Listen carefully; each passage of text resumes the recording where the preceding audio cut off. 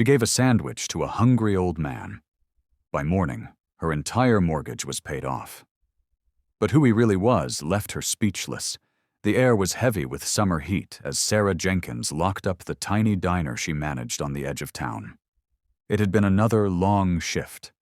Sparse tips, cranky customers, and a broken AC that made the kitchen feel like an oven. She was tired. Her feet ached. But as she stepped outside, wiping her hands on her apron, she spotted him. An old man, thin and sun-worn, sitting on the curb across the street.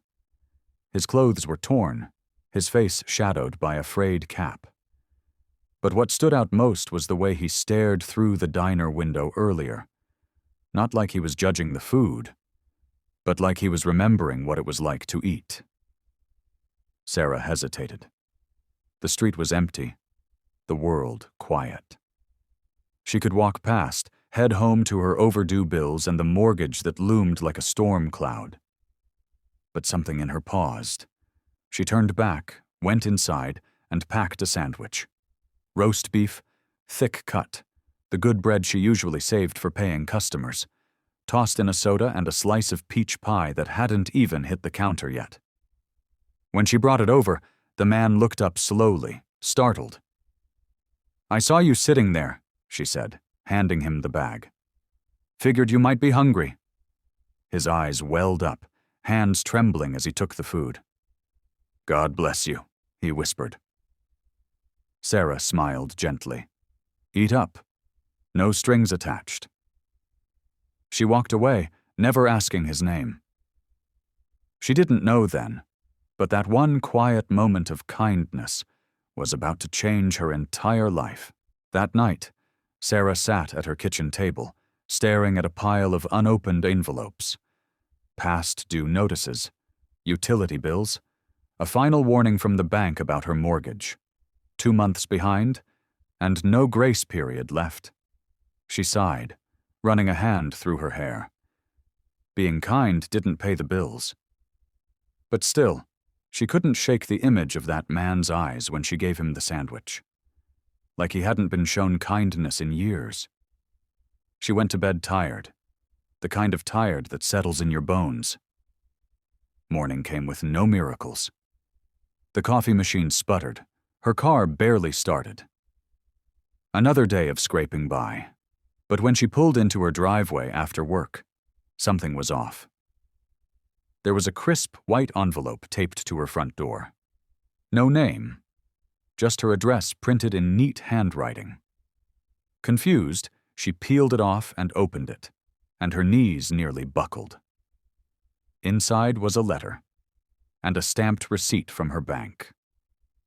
Mortgage balance, $0.00. Sarah stared at it, heart racing. Her eyes darted back to the letter. Kindness returns when least expected. Thank you for feeding a stranger. That was it. No signature, no explanation, just a quiet message, and proof that the debt she'd spent years drowning under was gone. Tears welled in her eyes. Her hands shook. It had to be a mistake, or something more. She thought of the man from the night before, the old stranger on the curb. Could it really have been him? And if so, who was he? Sarah barely slept that night. Her mind kept circling the same question. Why her? Why would a total stranger pay off her mortgage? The letter wasn't just anonymous. It was intentional. Neatly typed, personal, that line.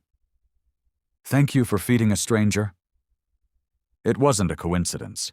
She returned to the diner the next day, heart pounding, scanning every face that passed the window.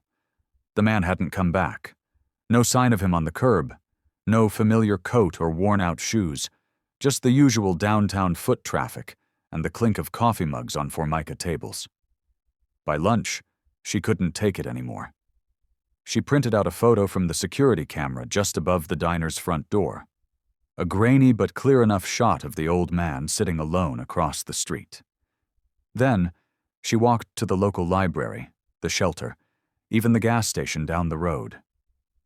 Everywhere she went, she asked, "Have you seen him?" Most people shook their heads. At the last stop, a retired veteran who ran the second-hand bookstore paused.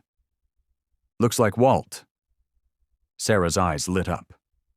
"Walt?" The man nodded slowly.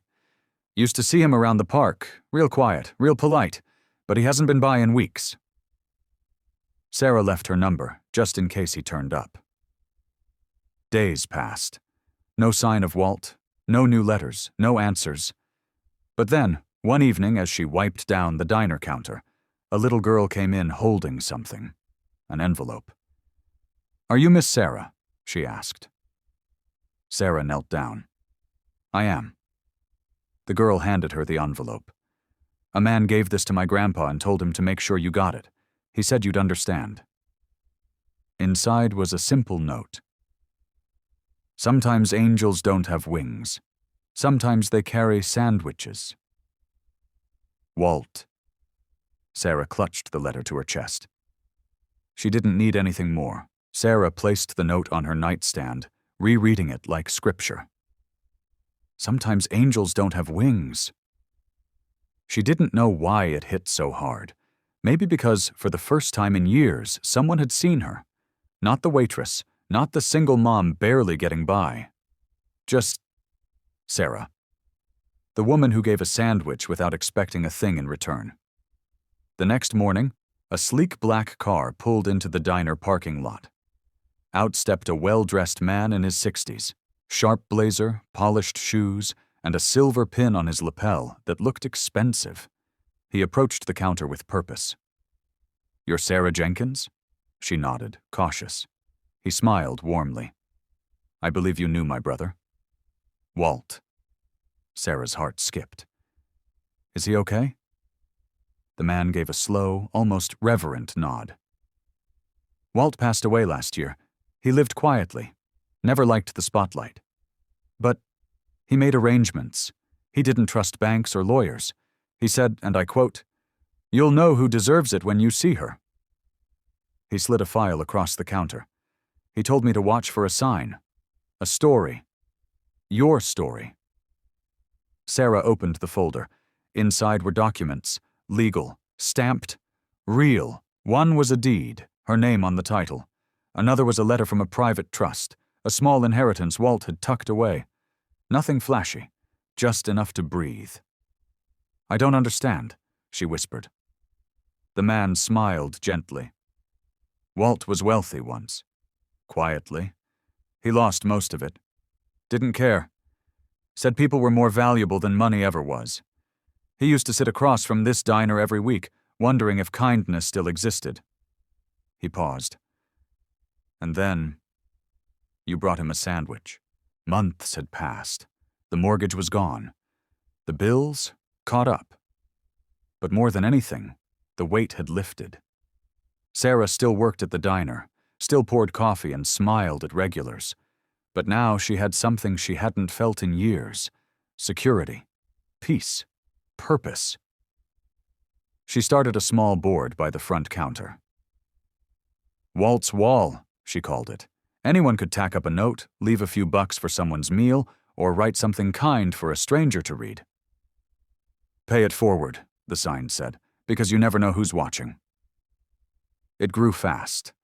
People added sandwiches, bus passes, handwritten prayers. A local teacher paid for a veteran's breakfast. A single mom left diapers for another.